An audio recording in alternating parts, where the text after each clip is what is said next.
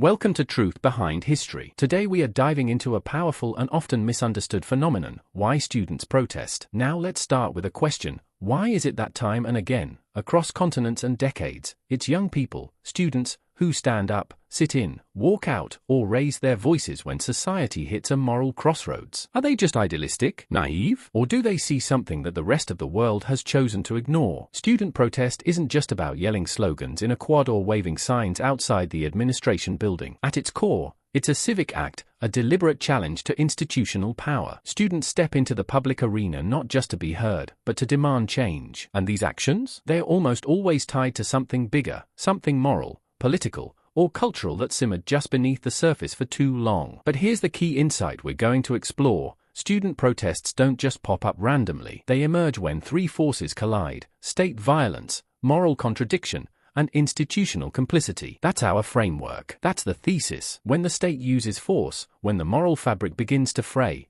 and when institutions refuse to take a stand, or worse, become part of the problem, students often feel compelled to act. And that moment? It's not a glitch in the system. It's a signal, a pressure point, a flare in the sky warning that something's not right. In this video, we'll trace how that pattern has played out again and again, during the civil rights era, Vietnam, Kent State, the push for divestment, the surveillance state post 9/11, and the ongoing unrest we see today over Gaza, DEI programs, and censorship battles. From the 1960s to 2025, students have challenged power, asked hard questions, and, sometimes at great cost, forced the nation to look in the mirror. So whether you're a student, a parent, a policymaker, or just someone trying to understand this moment in history, this isn't just a tour of the past. It's a framework for understanding why protests happen, when they matter most, and what they reveal about the society around them. Let's begin. Let's rewind to the early 1960s. Before Vietnam, before Kent State, before hashtags and live streams, the student protest movement in the United States was already igniting, and it began with a simple, powerful word: sit. In 1960, black college students in Greensboro, North Carolina sat down at a whites-only lunch counter and refused to leave. Their peaceful defiance sparked a wave of sit-ins across the South. It was strategic, it was disciplined, and it was moral. These weren't just acts of civil disobedience, they were moral statements. Students, organized through networks like the Student Nonviolent Coordinating Committee, or SNCC, were saying, "We won't accept segregation as normal. Not in our schools, not in our cities, not in our country." This was the birth of a new kind of youth resistance, one that blended civil rights, moral clarity, and public visibility. And it didn't take long for that spirit to spread. By 1964, on the opposite side of the country, the University of California at Berkeley became the epicenter of the free speech movement. Students there were outraged that their university, an institution supposedly dedicated to learning and inquiry, was banning political advocacy on campus. So what did they do? They set up information tables, they passed out leaflets, they spoke out, and when the administration cracked down, they escalated. What started as a rule about campus speech exploded into a national conversation about the limits of dissent, the role of universities, and the political consciousness of a generation. And here's what's fascinating: these students weren't just protesting a specific war, or law, or policy. They were challenging something deeper, something cultural, something structural. You see, the early 60s were still shaped by Cold War rigidity, an era obsessed with conformity, loyalty, and order. Student activists pushed back against that. They questioned why obedience was treated as virtue, why bureaucracy was used to stifle thought, and why young people were expected to conform without critique. This wasn't rebellion for rebellion's sake. It was a generational awakening. The civil rights sit-ins and the free speech movement weren't isolated events. They were part of a broader resistance to ideological control and institutional complacency. Students weren't just challenging racism or censorship. They were rejecting the idea that universities should be politically neutral when neutrality meant silence in the face of injustice. And that was just the beginning.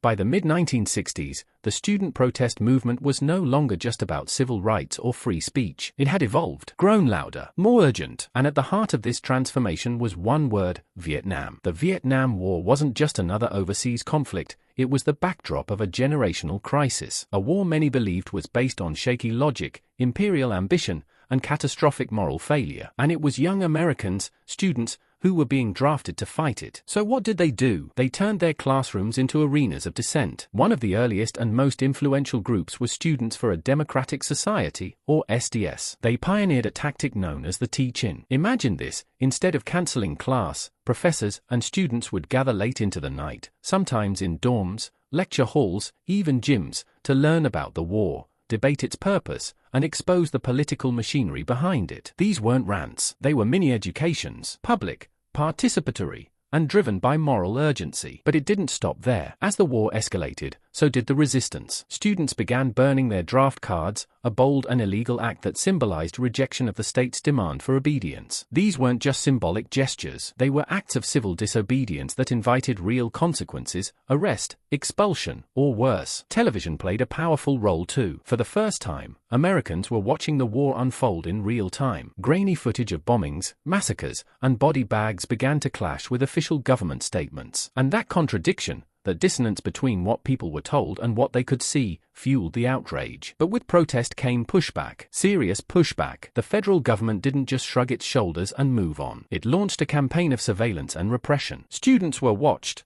wiretapped, infiltrated. Groups like SDS became targets of COINTELPRO, the FBI's counterintelligence program that used misinformation, infiltration, and psychological warfare to disrupt activist movements. Think about that, a government program designed to stop its own citizens from protesting a war. The very institutions that claimed to uphold freedom of speech were working behind the scenes to suppress it. And yet, the movement grew. Bigger protests, bigger coalitions, more campuses, more courage. The anti-war era marked a shift, not just in what students were protesting, but how far they were willing to go. They saw the university as both a platform and a battleground. And they learned something critical: when state violence, moral contradiction, and institutional complicity converge, the student body becomes the conscience of the nation. And that conscience? It was just getting warmed up.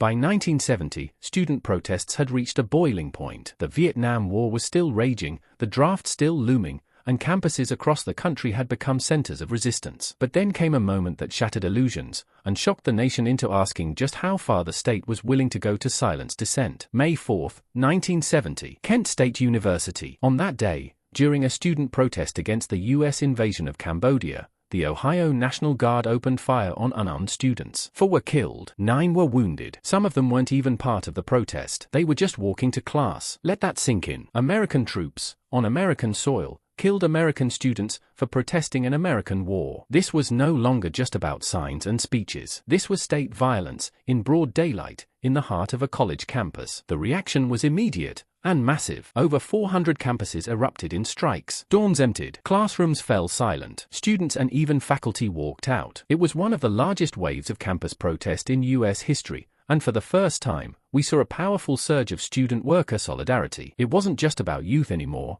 It was about labor, communities, and entire networks uniting in grief and outrage. But Kent State did more than trigger protest. It exposed a crisis of protest rights. For years, students had been told they had the right to speak, to gather, to dissent, as long as they followed the rules. But what Kent State revealed is that the boundary between tolerated dissent and violent crackdown is razor-thin, and often invisible until it's crossed. The message became chillingly clear: protest all you want, but if you go too far, if your outrage threatens real power, there may be a price. And that's the moment when the mythology of American free speech began to crack. Because if a college campus, supposedly a haven for critical thought and open dialogue, could turn into a battlefield, what did that say about the country as a whole? Kent State forced a generation to realize that dissent isn't just inconvenient to power, it's dangerous to it. And when that danger becomes real, the response isn't always dialogue. Sometimes, it's violence. This wasn't the end of the movement, but it was a turning point. It showed what was at stake, and it dared the next wave of student activists to ask, are you still willing to stand up when standing up might get you shot? As the 1980s rolled in, the tactics of student protest began to evolve. The draft was gone. The Vietnam War was over. But the hunger for justice? Still burning. Only now, the battlefield wasn't Southeast Asia or even city streets. It was the balance sheet. And students started asking a bold question. What if universities aren't just neutral observers in global injustice? What if they're funders of it? Enter the anti-apartheid divestment movement. South Africa's apartheid regime was built on racial segregation, state violence, and institutionalized inequality. And while world leaders offered platitudes and weak sanctions, students uncovered something more disturbing. Their own universities were investing in companies doing business with the apartheid government. That revelation sparked outrage, not just because it was immoral, but because it was complicit. Students began demanding that their schools cut financial ties, no more profiting from oppression, no more indirect support for regimes that deny human dignity. And guess what? They didn't just protest, they researched, they organized, they exposed balance sheets, held sit-ins, and created massive campus pressure campaigns. This was protest with a spreadsheet in one hand and a megaphone in the other. And it worked. One by one, colleges began to divest, and the pressure added up, politically, economically, morally. It was a new kind of activism, one that linked local accountability to global justice. But it didn't stop there. By the 1990s, a new wave of student activism targeted sweatshop, corporate globalization, and the World Trade Organization. These weren't abstract issues. Students were connecting the dots between cheap university apparel and exploited workers in developing countries. They were asking tough questions about where their tuition dollars were going, and who was paying the hidden price. They occupied administrative buildings, they staged mock sweatshop on campus lawns, and they demanded that universities hold themselves to ethical standards beyond the quarterly return on investment. And behind these movements was a shift in strategy. Gone were the days of spontaneous marches and general outrage. In came institutional tactics, petitions, coalition building, careful data collection, and coordinated campaigns that used economic leverage as the main weapon. Because what the 80s and 90s generation realized was this: if you want to change an institution, you have to speak the language it understands. And more often than not, that language is money. So from dorm rooms filled with late-night strategy sessions to public campaigns that pressured boards of trustees, students redefined what activism could look like. And they sent a clear message: you don't have to carry a sign to make a stand. Sometimes, you just have to follow the money.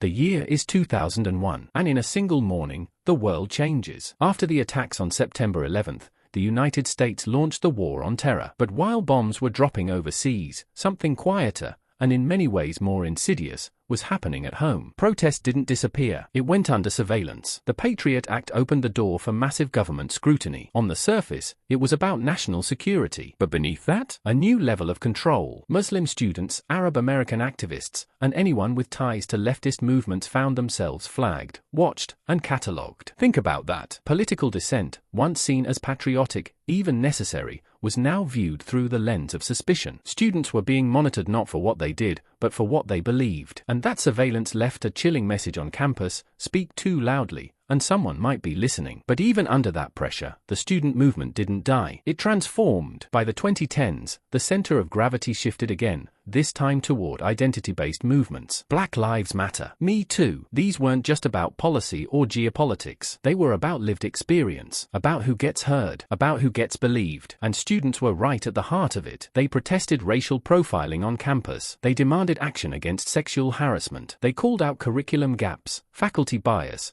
and the subtle forms of exclusion embedded in university life. This wasn't your parents' protest. This was intersectional, decentralized, and deeply personal. Activism became a way of life, a lens through which everything: history, language, architecture, hiring policies, could be questioned. And then came the backlash. DEI programs, short for diversity, equity, and inclusion, were created to address some of these concerns. But they also became lightning rods. Critics accused them of stifling speech, of enforcing ideological orthodoxy, of creating a new kind of conformity dressed up as progress. Suddenly, free speech was back on the table, but from the other side. Who gets to speak? Who gets cancelled? What happens when one person's safety is another person's silencing? It wasn't just a debate, it was a war over the soul of the university. And so, the 21st century brought with it a new paradox. Campuses meant to foster open dialogue were now the battlegrounds of cultural conflict. Surveillance expanded, identities collided, and speech, once sacred, became politicized, weaponized, and deeply contested. So where does that leave us? In an age of smartphones, algorithms, and digital footprints, students must now navigate a world where every post is permanent, every protest can be recorded, and every stance might cost them. The terrain has changed, but the question remains the same. Who holds power, and who dares to challenge it?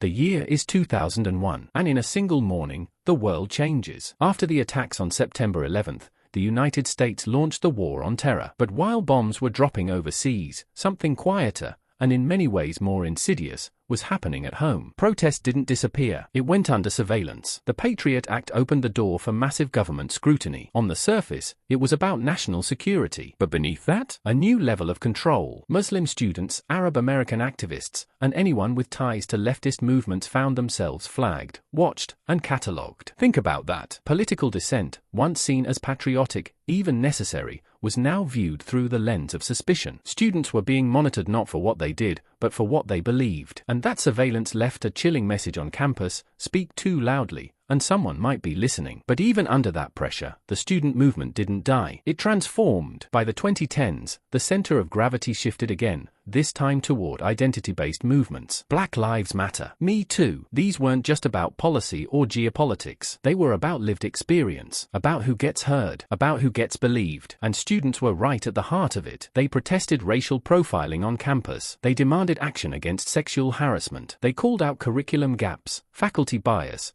and the subtle forms of exclusion embedded in university life. This wasn't your parents' protest. This was intersectional, decentralized, and deeply personal. Activism became a way of life, a lens through which everything, history, language, architecture, hiring policies, could be questioned. And then came the backlash. DEI programs, short for diversity, equity, and inclusion, were created to address some of these concerns. But they also became lightning rods. Critics accused them of stifling speech, of enforcing ideological orthodoxy, of creating a new kind of conformity dressed up as progress. Suddenly, free speech was back on the table, but from the other side. Who gets to speak? Who gets cancelled? What happens when one person's safety is another person's silencing? It wasn't just a debate, it was a war over the soul of the university. And so, the 21st century brought with it a new paradox. Campuses meant to foster open dialogue were now the battlegrounds of cultural conflict. Surveillance expanded, identities collided, and speech, once sacred, became politicized, weaponized, and deeply contested. So where does that leave us? In an age of smartphones,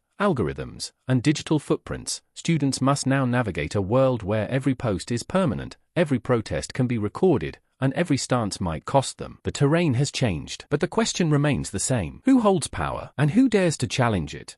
Let's pause and zoom out. We've covered over 60 years of student protest, from lunch counter sit-ins to Gaza encampments. And what becomes clear, painfully clear, is that history doesn't just repeat, it rhymes. Over and over again, the cycle plays out. It begins with a moral outrage, a war, a policy, a social failure so blatant that silence feels like complicity. Students rise up, not because it's fashionable, but because their conscience won't let them sit still. Then comes the pushback. The administrators, the politicians, the donors, the think pieces. Suddenly, the students are no longer idealists. They're radicals, disruptors, threats to order. And what follows? Suppression, surveillance, suspensions, sometimes violence, sometimes arrest, and sometimes, as we saw at Kent State, even death. But here's the twist. Years later, once the dust settles, many of those same student movements are remembered not as threats, but as turning points, as moral awakenings. We look back at civil rights protesters with admiration. We teach the anti-apartheid divestment campaign as a model of non-violent change. We frame the free speech movement as a triumph of democratic values. But in the moment, they were disruptive, dangerous, dismissed. This tells us something uncomfortable about how institutions behave. When students challenge business as usual, they're often treated not as future leaders,